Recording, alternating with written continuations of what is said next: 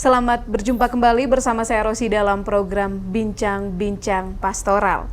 Kali ini saya berada di Pusat Kitab Suci Santo Arnoldus yang dikelola Kongregasi Serikat Sabda Allah atau SVD Provinsi Ruteng dan para suster Abdi Roh Kudus atau SSPS Flores Barat. Bible Center ini baru saja dibentuk 1 tahun terakhir dan akan menjadi tempat untuk belajar kitab suci bagi biarawan-biarawati tetapi juga bagi kelompok-kelompok umat di Keuskupan Ruteng. Kita akan mengenal lebih jauh tentang Pusat Kitab Suci Santo Arnoldus ini bersama narasumber-narasumber yang sudah hadir. Ada Pater Yos Masantoron, kemudian ada Suster Herlina Hadia. Jadi Pater adalah ketua dari Bible Center dan juga Suster adalah wakilnya. Apa kabar Pater hari ini? Baik. Terima kasih. Terima kasih. Ya, puji Tuhan. Semoga selalu baik ya Pater ya, Suster. Terima kasih. Pater, saya ingin bertanya nih. Mungkin Pater bisa ceritakan lebih jelas Pusat Kitab Suci Santo Arnoldus ini lembaga apa sebenarnya? Apakah tempat kursus atau lembaga seperti apa, Pater? Baik, Bu Rosi, Romo Erik, selamat pagi dan selamat datang di kantor Bible Center Santo Arnoldus. Pusat Kitab Suci ini merupakan lanjutan atau pengembangan dari Komisi Kitab Suci SVD. Ya. Nah, lembaga ini didirikan pertama untuk menanggapi seruan Konsili Vatikan kedua tahun 65 tentang pentingnya kitab suci dalam kehidupan umat.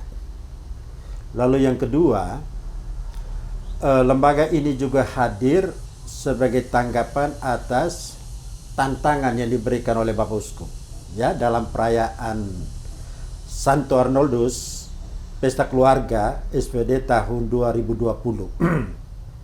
Di hadapan umat, Bapak Uskup menantang kami. SVD dan SSPS sudah 100 tahun hadir di keuskupan ini. Apa yang menjadi karakteristik kamu? Ya. Tantangan ini ditanggapi oleh pimpinan kami dengan membentuk lembaga Bible Center ini, ya. Jadi pembentukan ini berangkat dari kesadaran bahwa kitab suci sebagai buku pedoman iman dan moral dan sekaligus santapan jiwa bagi umat kita belum terlalu banyak dikenal di kalangan umat kita. Dikenal tapi belum dipahami. Dipahami tapi belum diimplementasikan. Kan itu lembaga hadir membantu umat kita. Baik di Uskupan Ruteng maupun Keuskupan Denpasar dan Keuskupan Wetibula untuk semakin dekat dengan kitab suci. Jadi lembaga ini dibuat supaya agar seluruh umat semakin dekat ya Pater semakin dekat dengan kitab suci. Jadi bisa belajar tentang kitab suci atau mungkin sekedar ingin mendalami firman ya Pater. Nah Pater, siapa-siapa saja tim dari Bible Center ini? Oke, tim ini karena dibentuk oleh 2 pimpinan Provinsi Serikat Sabda Allah SVD Provinsi Ruteng dan pimpinan SSPS Flores Barat. Karena itu, keanggotaan tim ini merupakan perpaduan dari 2 kongregasi ini. Ya, jadi kami ada 6 orang. Saya sendiri didaulat sebagai ketua, lalu Suster Herlin sebagai wakil ketua, lalu Pater Vitalis menjadi sekretaris 1, lalu Suster Marta Pawolung sekretaris 2, Pater Goris Niti menjadi bendahara 1, dan Suster Mardes sebagai bendahara 2. Oke, jadi ada 2 tim ya Pater ya. Dari 1 tim terdiri dari 6 orang. Gitu. Ada 6 orang. Nah, Suster, sekarang saya mau tanya Suster nih. Siapa saja yang dilayani di Bible Center ini? Apakah terbatas nih untuk biarawan-biarawati atau terbuka nih untuk seluruh umat? Kami melayani seluruh umat, biarawan-biarawati, tapi pada tahun ini fokus kami adalah keluarga besar Santo Arnoldus Jansen. Artinya kami mendalami kitab suci bersama SVD SSPS di provinsi kami. Kemudian kami juga terbuka terhadap tawaran dari paroki-paroki. Dan karena kami berkarya di 3 keuskupan, Wetibula, Keuskupan Ruteng, Keuskupan Denpasar, kami juga pergi ke ketiga keuskupan ini. Karena ada SVD dan SSPS yang berkarya di sana, lalu meminta kami untuk melayani mereka.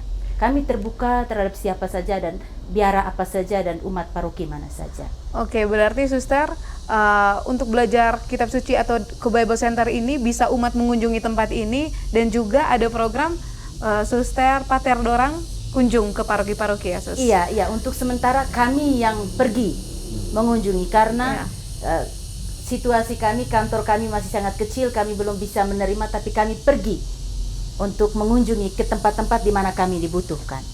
Kami melemparkan program-program kami ke paroki-paroki, ke biara-biara, lalu mereka akan mengundang kami ke sana. Untuk sementara program kami seperti itu.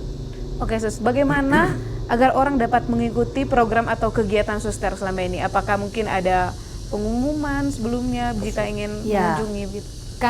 Yang kami buat sejauh ini, kami promosi lewat media-media sosial kami, provinsi, media sosial pribadi, lalu kami mengirim surat-surat khusus kepada ada brosur. Ya, Ada ada brosur juga, brosur-brosur yang kami edarkan, sehingga itu yang kami buat selama ini.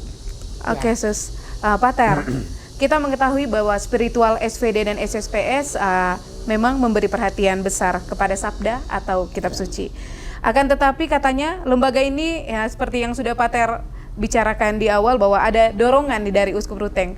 Mungkin Pater bisa ceritakan lagi cerita sampai lembaga ini dibentuk akhirnya.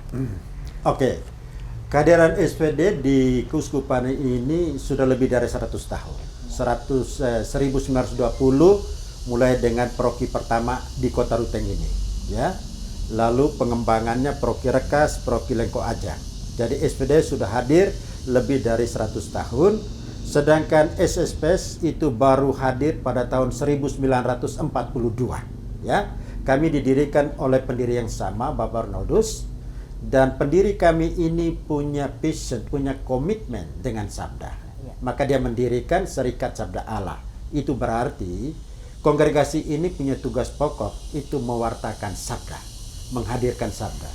Lalu kongregasi yang berikut adalah kongregasi Abdi Roh Kudus. Roh Kudus ini juga punya peranan besar dalam proses penulisan kitab suci. Karena itu baik SVD maupun SSPS kami punya komitmen untuk mewartakan dan mengimplementasikan sabda itu dalam kehidupan kami, tetapi juga umat yang kami layani, ya. Jadi kitab suci diharapkan tidak hanya dibaca dan dimengerti, tetapi dihayati secara konkret, real dalam tugas dan pelayanan mereka setiap hari, ya. Jadi itu kira-kira spiritualitas kami yang mendorong kami untuk mewujudkan mimpi ini dalam pelayanan kami di keuskupan ini, ya. Dan kami yakin setelah 100 tahun lebih kami berada di sini, mimpi itu belum maksimal diwujudkan dalam kehidupan umat. Maka kami terdorong untuk berjuang lebih lagi supaya kitab suci betul-betul menjadi pedoman, panduan untuk hidup umat yang kami layani. Oke, Pater, ya, mengenal dan mendalami kitab suci tidaklah cukup dengan mengikuti atau mendengar khotbah dan katekes, ya, Pater. Sejauh mana umat perlu mendalami kitab suci? Oke, langkah awal yang kami buat, yang pertama, misi kami itu, pertama kami memesan kitab suci. Karena kami tahu banyak umat kita belum memiliki kitab suci. Jadi kami memesan kitab suci dan mendistribusikannya dengan harga yang bisa dijangkau oleh umat, ya. Itu yang pertama. Lalu yang kedua, kami berjalan keliling melalui kegiatan kursus dasar kitab suci. Kami berusaha untuk membuka wawasan umat tentang apa itu kitab suci dan apa yang ada di dalamnya. Itu kami lakukan melalui kegiatan-kegiatan kursus dasar kitab suci. Selebihnya, lembaga ini juga mencoba untuk melatih para fasilitator yang akan membantu umat di tingkat lingkungan kelompok untuk membaca dan mendalami kitab suci itu. Ya, perlu seorang fasilitator yang membantu mereka, ya. Dan selanjutnya kami juga menyiapkan rekoleksi retret sebagai kesempatan untuk menambah wawasan dan sekaligus memperkuat iman umat berdasarkan kitab suci. Ya. Jadi, Pater, lembaga ini bukan dibuat hanya untuk membaca kitab suci, tapi juga ada pendampingan, kemudian pelatihan-pelatihan. Suster Herlin, saya ingin bertanya, apa yang diharapkan dari kehadiran lembaga ini ke depan? Yang pertama, itu menjadi komitmen kami bersama dalam tim agar umat itu mencintai, setidaknya kitab suci itu dijadikan sebagai pedoman hidup. karena ada begitu banyak dari umat kita mendengarkan kitab suci hanya saat misa, tapi kami mau supaya mereka mencintai kitab suci dan menjadikan itu sebagai pedoman hidup. Dan berkaitan dengan ini kami mencoba mengeluarkan renungan singkat setiap hari, dan itu kami kirim ke semakin banyak orang sekarang, dan meminta keluarga besar Santo Arnoldusiansen SPD SSPS untuk menyebarkan itu kepada keluarga-keluarga mereka atau kelompok-kelompok yang mereka layani. Itu yang menjadi harapan kami. Mereka mencintai dan menjadikan itu sebagai pedoman hidup mereka. Oke, semakin mencintai dan menjadikan pedoman hidup. Ya. Jadi harapannya seperti itu, Suster. Ya, ya. Pater, tadi memang Pater sudah menjelaskan sedikit tentang program. Kami ingin mendengarkan lagi program-program atau kegiatan-kegiatan apa saja yang akan dijalankan ke depan dari lembaga ini, Pater.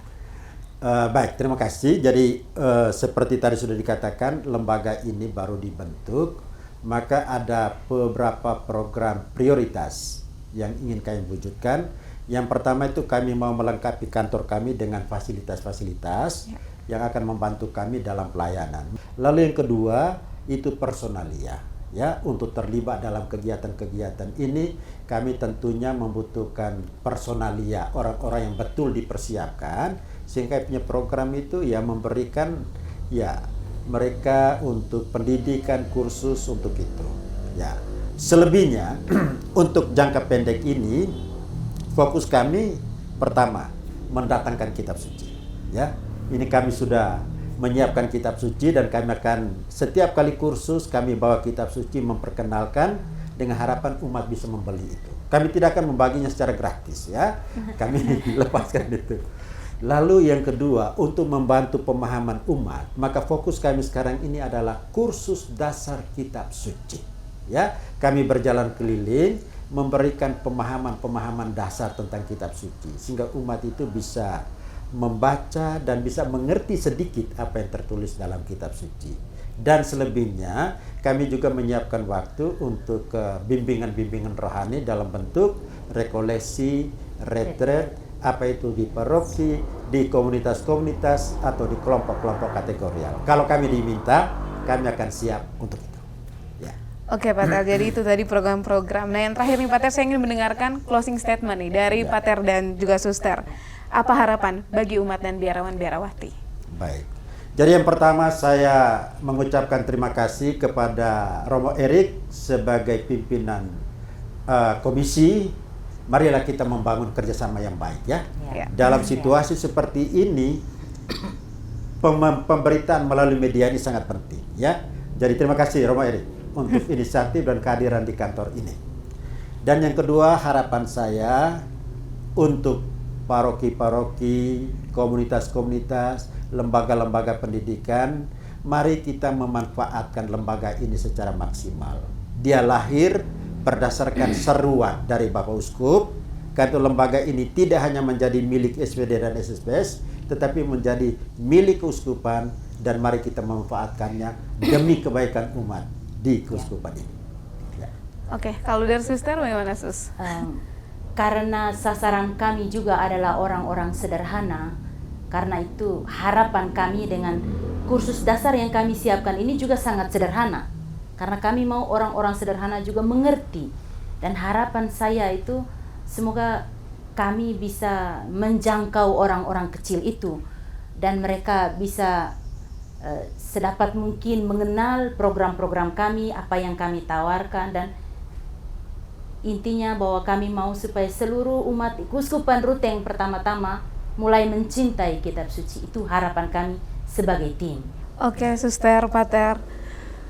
Demikianlah program Bincang-Bincang Pastoral edisi kali ini. Kita mengenal tentang lembaga Kitab Suci Santo Arnoldus yang dikelola oleh para biarawan-biarawati dari SPD, Pater-Pater SPD dan juga Suster-Suster SSPS di Ruteng, ya. Kita berharap kehadiran lembaga ini akan menjawab kebutuhan umat untuk mengenal dan juga mendalami Kitab Suci. Saya Rosi pamit undur diri, sampai jumpa di Bincang-Bincang Pastoral edisi berikutnya. Makasih. Terima kasih.